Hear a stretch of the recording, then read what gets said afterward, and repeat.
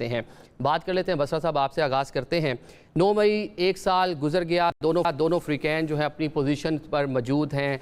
मामला किस तरह आगे बढ़ेंगे, क्योंकि हम देख रहे हैं कि अदालतों में ज़ेर समाअत है केसेस, सज़ाएँ भी नहीं हो रही, हुकूमत भी इस पर बात कर रही है, लेकिन मुज़ाकरात भी नहीं हो रहे, चीज़ें और जो स्टेटस को है वो वैसे का वैसे बरकरार है।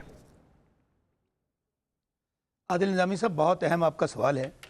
हम तो जब से 9 मई हुआ है, 9 मई का जो वाक़या हुआ उसकी मजम्मत बानी चेयरमैन इमरान खान और हमारी जमात के हर सियासी कारकुन ने, हर लीडर ने की। लेकिन बदकिस्मती से उस वक़्त से हम ये कह रहे हैं कि जो 9 मई का मामला हुआ और ख़ास तौर पे DG ISPR की जो प्रेस कॉन्फ्रेंस थी, उससे तो और वाज़े हो गया कि हम जो बार बार कह रहे थे कि 9 मई बहाना था, इमरान खान और तहरीक इंसाफ निशाना था। वो इस तरह कि हमारे भाई, ये मुझे बताइए, कभी कोई मुल्ज़िम और मुजरिम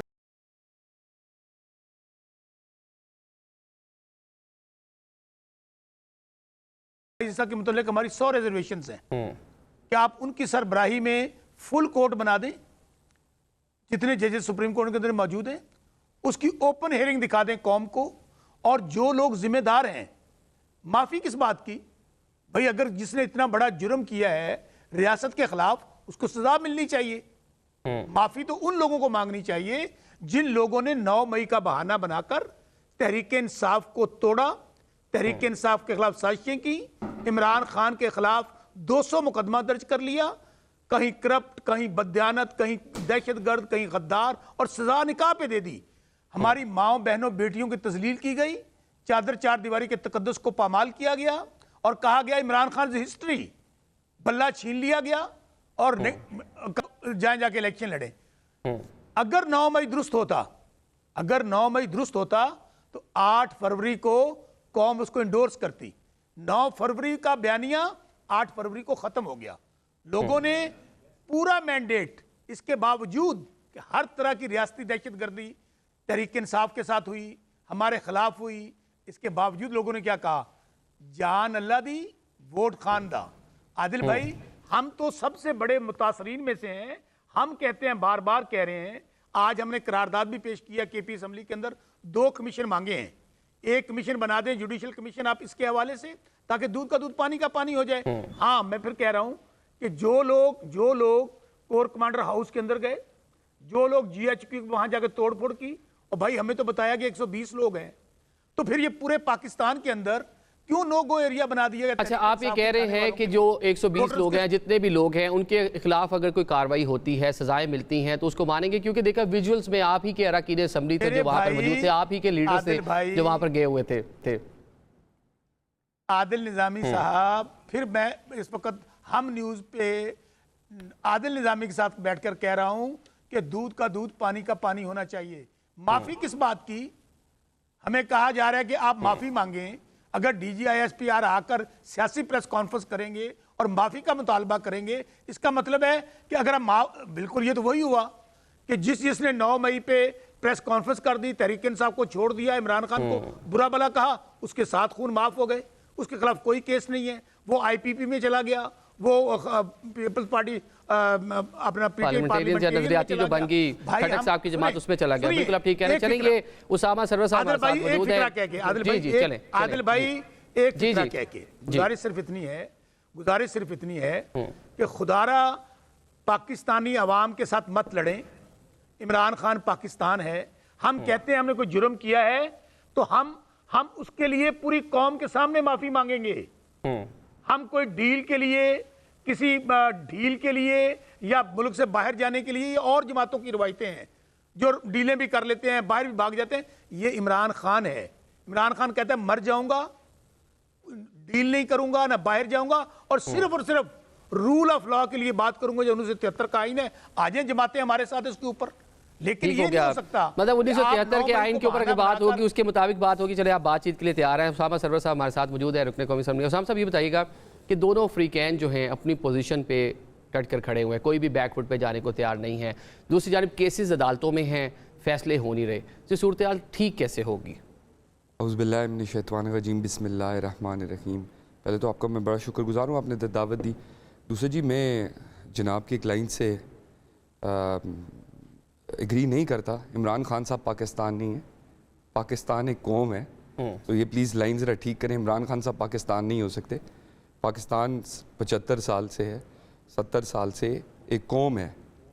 तो और जैसे कि इनने कहा कि हमसे कहा गया माफ़ी, मैंने तो कहीं नहीं सुना जहाँ कहा गया और डायरेक्टली कि पीटीआई एक जमात है और वो आके माफ़ी मांगे। अगर आप अपने ऊपर हर चीज़ इम्प्लीमेंट खुद करना चाहते तो वो आपकी मर्ज़ी है। इसका मतलब आप कहीं ना कहीं गलत थे और आप उसको मानते हैं कि हमारी गलती है। और दूसरा, अगर जनाब बात करें, मेरा नहीं ख्याल 9 मई जैसा कोई वाक़या आज से पहले कभी हुआ है। और 9 मई जैसे वाक़े की जितनी हम सारे अफसोस करें, और अगर ये कहते हैं कि हम उसमें कसूरवार नहीं हैं, तो ये वॉइस नोट सुन लें, आपने लोगों को खुद बुला के पूछ लें उनको किसने क्या इंस्ट्रक्शंस दी थी। इन चीज़ों को बेहतर करना पड़ेगा तो इनको टेबल पे बैठना पड़ेगा, और ये टेबल पे हमारे साथ बैठने को तैयार नहीं है। फिर ये जिनके ऊपर तनकीद करते हैं उन्हीं के पास जाने की तैयारी करते हैं। अगर आप पॉलिटिकल जमात हैं, पॉलिटिकल जमातों के साथ बैठें, और पॉलिटिकल जमातों के साथ बैठे और उनके साथ बैठ के फैसले करें कि सिस्टम कैसे ठीक होगा।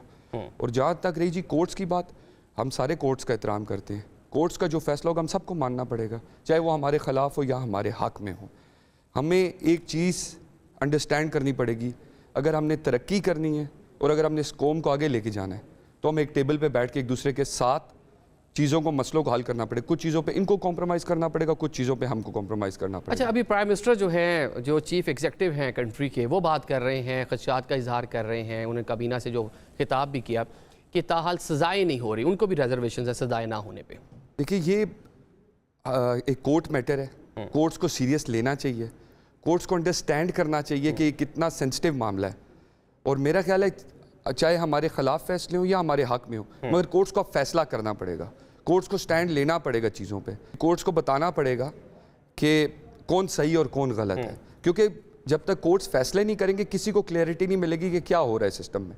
मेरा ख्याल है कोर्ट्स को भी चाहिए, इट्स हाई टाइम कि उनको भी फैसले करने पड़ेंगे और बताना पड़ेगा कि चाहे हम गलत हैं या कौन गलत है। मैं किसी पे तनकीद नहीं करता, मगर 9 मई को जो हुआ उसको हम जितना मर्जी कंडेम्ड करें वो कम होगा, क्योंकि वो एक सानिया है। अगर आप उससे जितना भागने की कोशिश करें तो वो गलत होगा। वो एक चीज़ हुई जो कि गलत है, और जिसने वो शुरू की, he is the main culprit. चलें, इसके ऊपर सजाएं जो है कोर्ट्स को देखना होगा, जल्द अज जल्द जो है इस पर सजाएं होनी चाहिए। केसेस अदालतों में ज़ेर समाअत है। कादिर मंदोखेल साहब, आप मुल्क को बहरानों से निकालने के लिए, मसाइल से निकालने के लिए आप हिस्सा बने थे हुकूमत का। ग्रैंड डायलॉग की भी बात करते हैं, लेकिन पाकिस्तान जो तहरीक इंसाफ है वो किसी किस्म का डायलॉग आप सियासी जमातों से करने को तैयार नहीं है। तो क्या देखते हैं सूरत हाल किस तरफ जाएगी इस पूरी मामले को? अगर देखें कि कोई बैकफुट पे जाने को तैयार नहीं है, पॉलिटिकल जो स्टेबिलिटी है वो आ नहीं रही। देखिए, राजा साहब ने दुरुस्त फरमाया।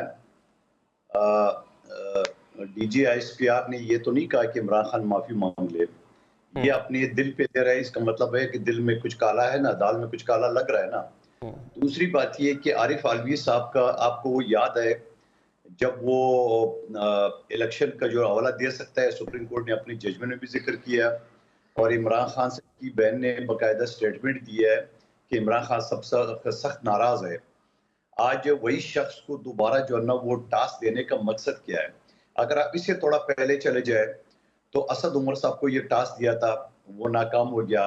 फिर 2-3 लोग कमेटी बनाई, फिर नाकाम हो गए। फिर आखिर में ने कहा इमरान खान साहब खुद बात करेंगे। ये खुद भी इधर उधर सब जगह से कोशिश कर चुके हैं। गेट नंबर 4 पर बहुत बड़ा मोटा ताला लग गया, इनकी एंट्री बंद हो गई है। वो उसकी वजह ये है कि ये न चाहते हुए भी इनको पता है कि 2018 में कौन लेके आता है इनको इक़्तिदार में। इसी वजह से ये वही दरवाजा ढूंढ रहे हैं, क्योंकि उसको पता है पीपल्स पार्टी क्या देगी, नून लीग क्या देगी, और इसी वजह से ये गाली गलौज से कर। लेकिन मैं आपको बता दूं, बसरा साहब ये रिकॉर्ड पे रख ले, आखिर में आपको एक न एक दिन इन्हीं 2 पार्टियों के पांव पे पड़ना है। लिख ले मेरी बात, क्योंकि आपको DGISPR ने जो जवाब दे दिया, मेरे ख्याल में इतनी काफी आपके लिए।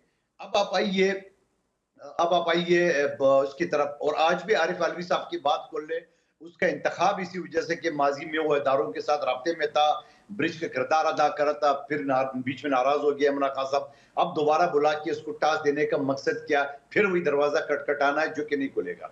अब मैं आपको एक चीज बताऊं कि ये दरवाजा क्यों खटखटा रहा है DGISPR का, ये आर्मी चीफ का।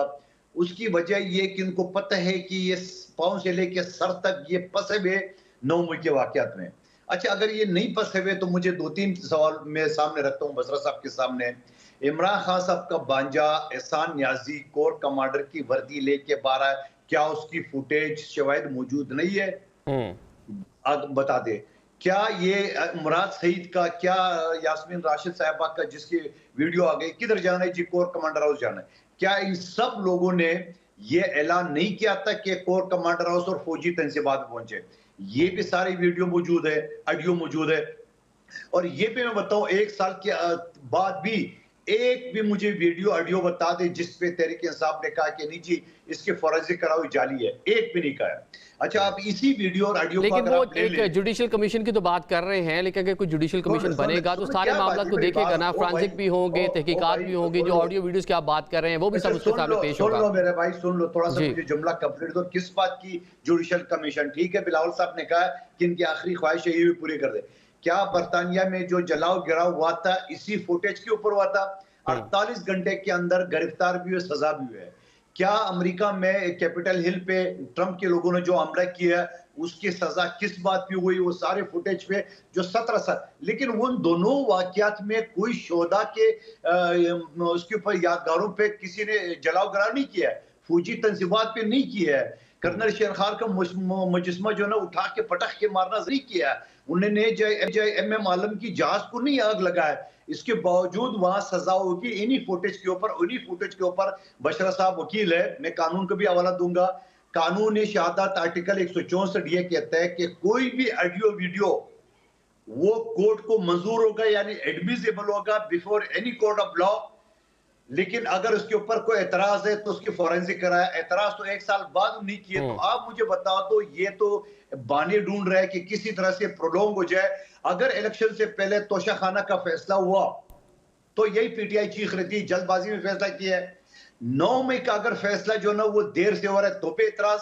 मैं इसके साथ यहाँ 9 मई के साथ मुतफिक हूँ, क्योंकि 1997 का एंटी टेररिज्म एक्ट में ये लिखा गया, ये खुद वकील है, पढ़ा होगा, उसमें ये कहा कि एक मुकदमा एक अदालत में चलेगा और जब तक ये मुकदमा फाइनल नहीं होगा दूसरा मुकदमा आ नहीं सकता है। और इस मुकदमे की ज्यादा से ज्यादा जो टाइम है वो 7 दिन है। 7 दिन के अंदर जज साहब को फैसला देना पड़ेगा।